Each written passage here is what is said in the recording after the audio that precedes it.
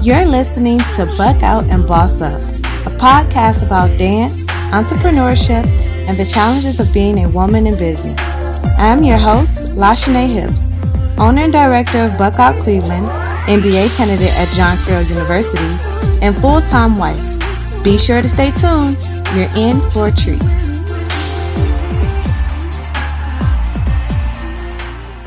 Hi, everybody. Thanks for joining us. Today, we are joined by Lowe, who is the 2017-2019 dance captain of the Grambling State University Orchesis Dance Company. She is a visual performing arts major hailing from Portland, Oregon. And today, she's going to talk to us about HBCU dance and her experience as an HBCU dancer. Thank you so much for joining us, Lyric. Thank you for having me. I have so many different questions, and I think I'll start with the first question that we actually just talked about a few minutes ago. You dance for the Orchesis Dance Company. Can you tell us a little bit about what that name came from? What does Orchesis mean?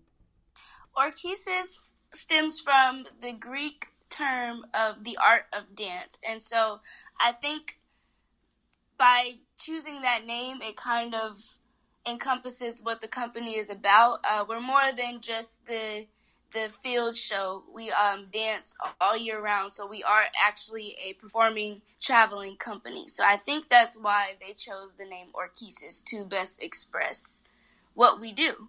Okay, wow, that's actually very deep. I wouldn't have even imagined that was what that meant. I'm so glad that I asked.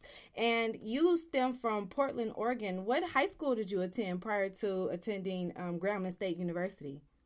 I actually attended two high schools. I graduated from Jefferson High School, which is a local high school stemming from Northeast Portland, but I went to De La Salle North Catholic High School for my freshman and sophomore years.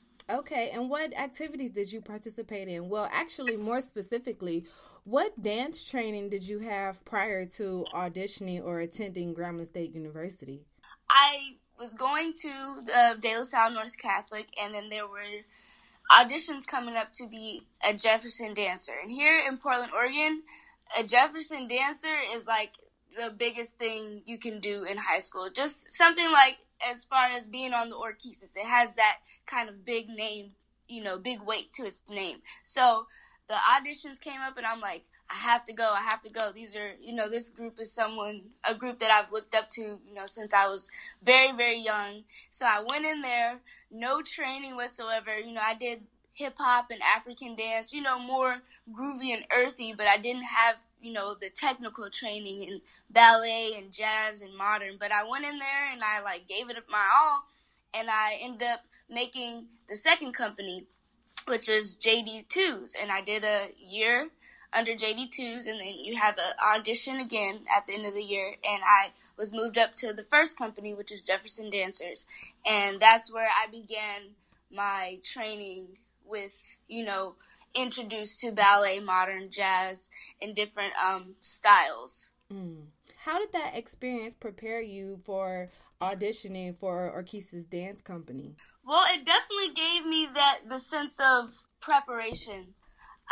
You go in and it's a lot of people, and I remember I was number 101. Wow. And so going in there, I'm like, I'm 101. I'm literally like the last person. So how are they going to see me? What can I do to be seen? So definitely learning how to stand out in a big group of people, but also not feeling pressured to, be something you're not, try to do some ballet and I don't have any training. So definitely just being myself and letting my passion for dance shine through.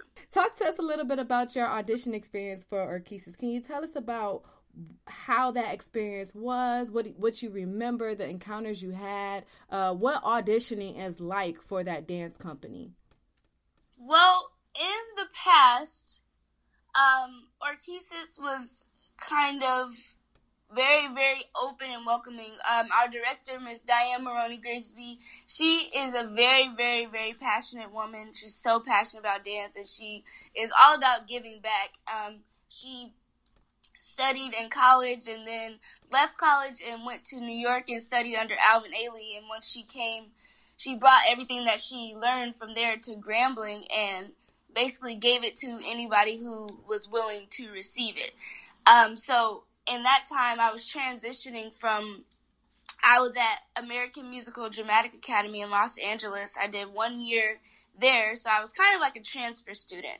I did 1 year there, which also helped me with audition experience, and gave me more technical abilities, I should say, and skills that I didn't have when I was in high school. So after doing the Jefferson Dance Company and then studying at American Musical Dramatic Academy, or AMDA for short, I was just really instructed to put together basically like a dance reel, just videos and footage of me dancing and all the skills that I have, which is what the audition process is now, except it's a little more fine-tooth combed.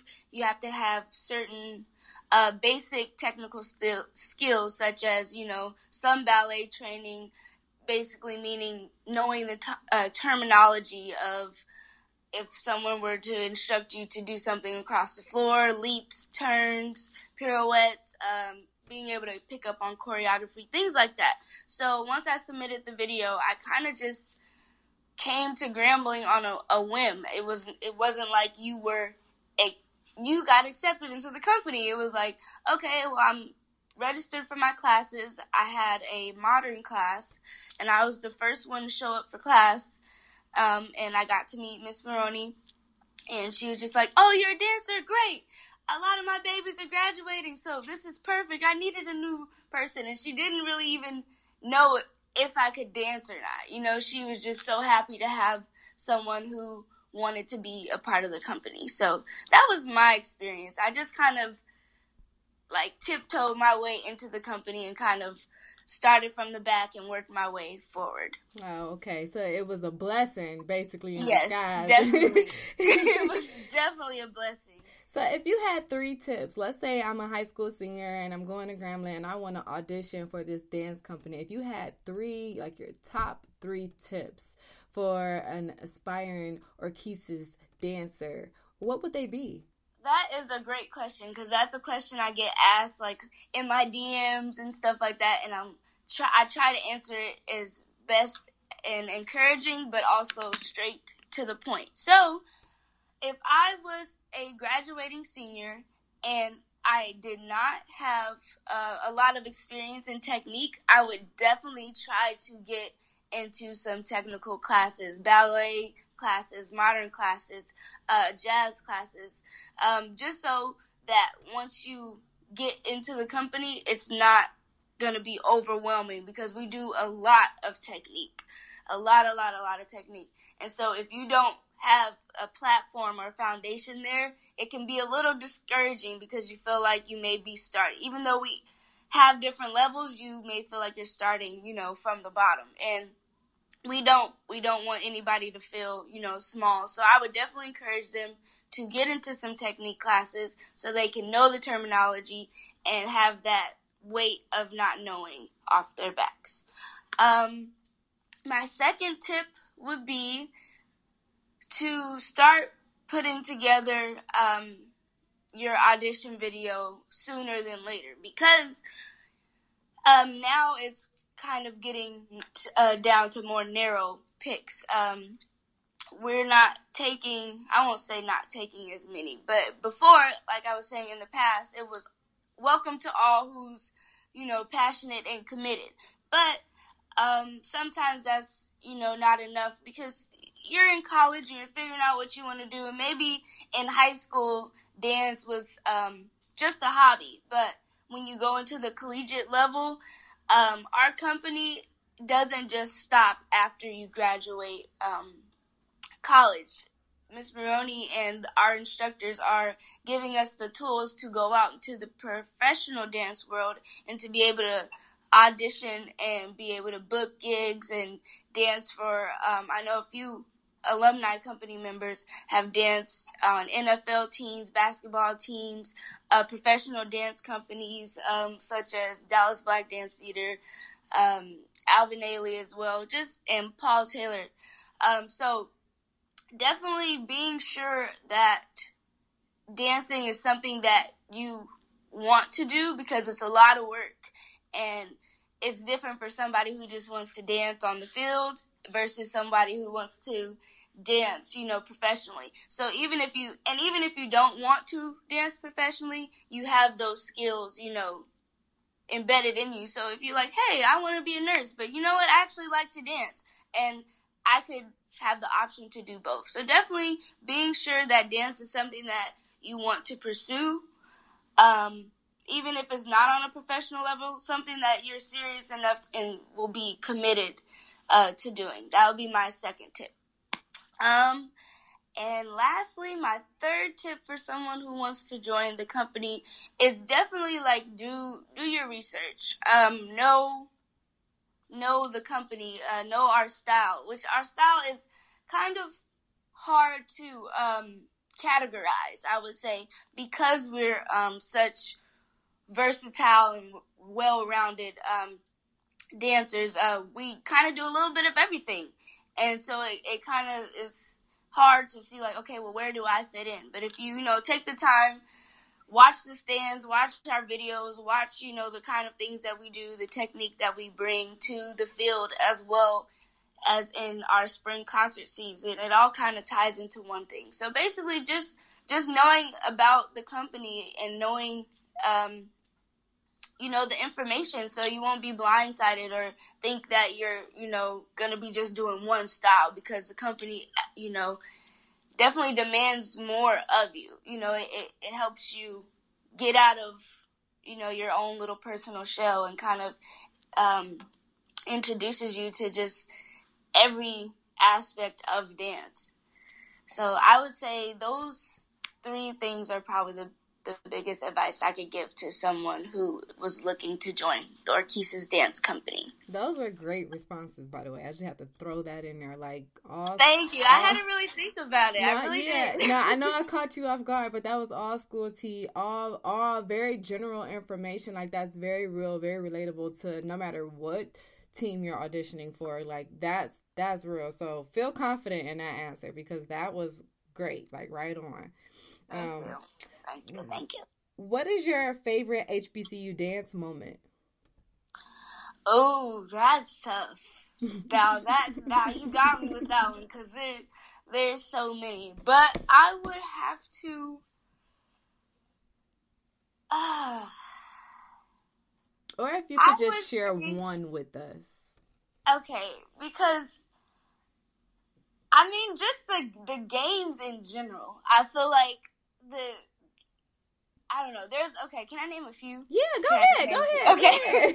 So just being at the game and that energy, going from being in the studio practicing to being on stage, lights, camera, action. There's no better feeling to me than to just be performing in real time. So that's probably the ultimate feeling. The second best moment for me is on the sideline, about to go out for the field show. Literally, my heart is beating out of my chest. We're all looking at each other let's do this. Okay, we about to kill it. And then we turn and we throw our capes off, and then it's just go. There's no choice. You gotta eat. You gotta kill it. Because, this is the dance is about a minute and 30 seconds. So it's you're going full speed. It's I don't even feel like I'm really even there until after I come off, and I'm okay, oh my God, that was so cool. But in the moment, it's something that about being on the field and dancing. Awesome. And then the last one. I would say the Bayou Classic and the Championship Bowl, the Celebration Bowl, those things, because it's high energy from both teams. Grambling's crowd and everybody's going hard because they want the team to win, and the other team is going hard, so it becomes this definitely friendly competition, but it's the energy in the room and in the domes is just crazy. So I definitely love Bayou Classic, and I love any basically big classic game, because it's always high intensity and just really all around fun. Who would you say your favorite team is to see across the field? Or I don't want to say battle, but to have that